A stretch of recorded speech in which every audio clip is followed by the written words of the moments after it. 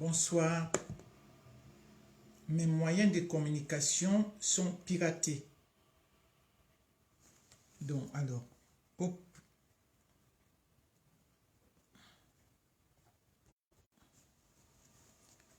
Mes moyens de communication sont piratés. Je suis harcelé.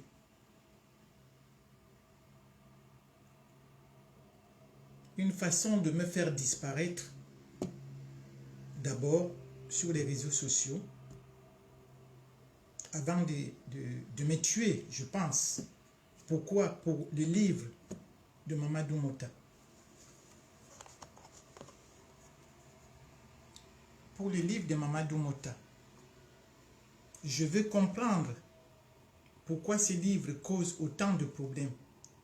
Pourquoi on veut museler ce livre? C'est toute une histoire. Et c'est les mêmes personnes, c'est tout un groupe de personnes d'un seul parti politique qui a mandaté les gens qui me traquent. Les mêmes personnes qui bloquent les sites, qui piratent, qui changent les informations, qui dénaturent. Les mêmes personnes. On a retracé tout ça. Si vous arrivez à me voir un tout petit peu, vous ne pouvez pas savoir dans quelle situation je vis. C'est tout un lot. Filles, garçons, hommes, du même parti politique, qui me traquent, qui me musellent, qui me harcèlent. Le même parti politique qui achète les mêmes livres, qui traque ma famille jusqu'au Cameroun pour le peu qui me reste. Et je veux savoir, je n'ai pas demandé à écrire le livre de Mamadou Mota. C'est Mamadou Mota qui est venu vers moi. Je vis à 6000 km du Cameroun. Donc j'ai travaillé avec lui des mois et des mois. Des mois et des mois, ça allait de 3 heures jusqu'à 4 heures du matin. J'ai tous ces échanges avec des témoins. J'ai tout ça. Je n'ai pas demandé, donc j'étais contente d'écrire ce livre aujourd'hui qui devient un drame pour moi. J'ai emprunté de l'argent pour pouvoir financer cet écrit.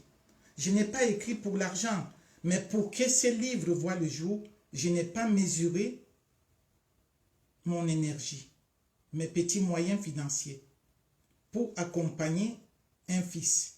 Aujourd'hui, je ne comprends pas, je veux comprendre qu'est-ce qui se passe avec les livres de Mamadou Mota. Je veux comprendre qu'est-ce qu'on cache. Peut-être qu'il y a quelque chose là-dedans que moi je ne sais pas, qu'il n'aurait pas fallu qu'il puisse me dire. Je ne sais pas, je voudrais savoir. Avant qu'on me tue, avant qu'on... la façon dont ma famille vit, je voudrais savoir qu'est-ce qui se passe avec les livres de Mamadou Mota. Et je donnerai les noms. Ce n'est pas seulement une grand-mère qui est comme ça, qui perd la tête ou qui dit n'importe quoi. Mais c'est que je vis avec des témoins. On a tracé point par point. Donc, on m'interdit beaucoup de choses. Il ne faut plus que j'écrive.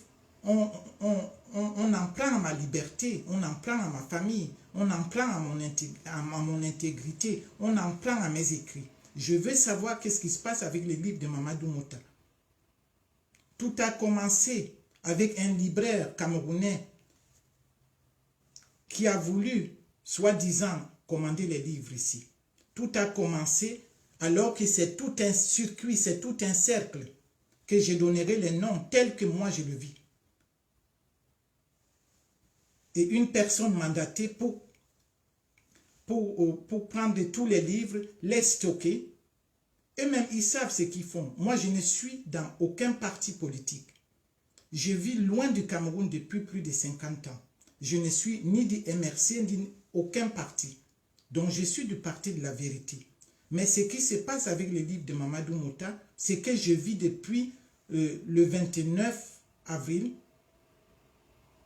Vous ne pouvez pas imaginer. Vous ne pouvez pas imaginer.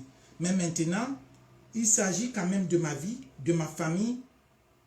Et je vais donner des noms. Je vais donner des noms jusque-là que les personnes eux-mêmes disent qu'est-ce qui ne va pas avec les livres de Mamadou Mota. Donc, je m'attendais à voir les répercussions ou par d'autres parties, mais pas les gens qui me sont proches. Je vais comprendre qu'est-ce qui se passe avec les livres de Mamadou Mota. Donc, pour aujourd'hui, je vais m'arrêter là. Mais la prochaine fois, si je ne suis pas tué, parce que ça peut arriver, je suis harcelé. Donc, j'ai donc compris que ces livres, c'était quelque chose qui n'était pas...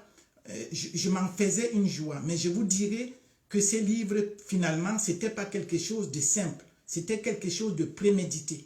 Et je vous dirai les souffrances que je vis avec ces livres. Voilà.